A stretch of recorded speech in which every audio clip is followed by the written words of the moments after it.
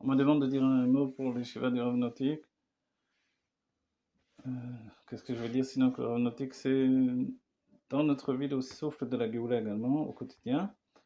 Il y a une action pratique, un esprit qui est relié à la nécessité de l'action pour exercer la Géoula. Une suite logique du Dvar Malachut du Rabbi Meir Mashiach. C'est un Mashiachiste avec une grande puissance et une grande adinout, c'est-à-dire une grande, non seulement liberté de penser, mais une grande finesse d'esprit. Ça, c'est ce qui le caractérise. Voilà, je le connais depuis des années, forcément. Sa manière est toujours large, profonde, et puis axée sur la réalisation dans l'action. Et puis toujours lié à un grand humour. Un humour qui est une manière de voir la vie avec un kula kame kelochashiv, c'est-à-dire un recul.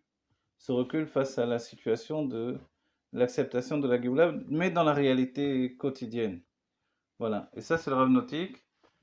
C'est quelque chose d'extrêmement puissant, d'extrêmement raffiné, et puis qui nous accompagne depuis des années dans ce cheminement qui nous amène vers la Géoula. Le fait qu'aujourd'hui il se voile à nouveau par rapport à la situation où on a vu notre Rabbi se voiler, et évidemment, on est loin de l'esprit de la vie et de la mort, mais de la vie éternelle au contraire, jusqu'à la vie éternelle du corps.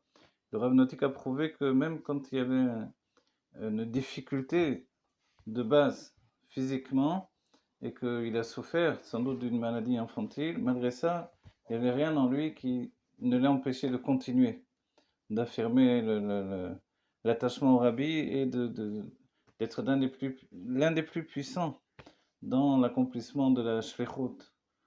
Donc réaliser vraiment la volonté du Rabbi en entraînant les tmimim et les anash en particulier, à s'avancer vers la volonté du Rabbi. C'est-à-dire vraiment concrétiser la Géoula au jour le jour, au quotidien, avec une grande intelligence, avec un esprit particulier de l'esprit de Yerushalayim, de Torah Temet, et cette manière de regarder les choses avec un recul nécessaire pour pouvoir savoir quoi faire et comment faire, toujours dans toutes les situations. Et ça, c'est exceptionnel. Voilà, je ne vais pas dire les mots d'une tristesse absolue, nous venons de perdre quelqu'un de très grand. On ne vient pas de perdre, on vient de gagner quelqu'un qui s'est engagé encore plus pour entraîner le monde vers la Géoula. Et c'est certain qu'on n'est plus dans cette situation où on rentre dans le Gan Eden et on quitte la matière, mais au contraire. On est là tous ensemble et le monde n'est pas un monde de matière enfermé sur lui-même, mais un monde spirituel où la matière est un monde divin. Et notre travail, c'est d'avancer avec tous ceux qui sont et de l'intérieur et de l'extérieur, c'est-à-dire et dans le Pnimi et dans le Makif, de retrouver cette manière de relier les deux camps pour entraîner la Géoula Métil Vashlema. Et d'entre ceux qui ont fait un immense travail, ne serait-ce que par le fait d'encourager les Tmimim et les Anash de notre génération, alors cet immense travail a été fait en grande partie également par le Rav Nautique. Voilà. Et c'est sûr que le Rav Nautique, c'est un exemple, et c'est aussi quelqu'un d'une grande puissance qui nous donne les forces de continuer encore. Voilà.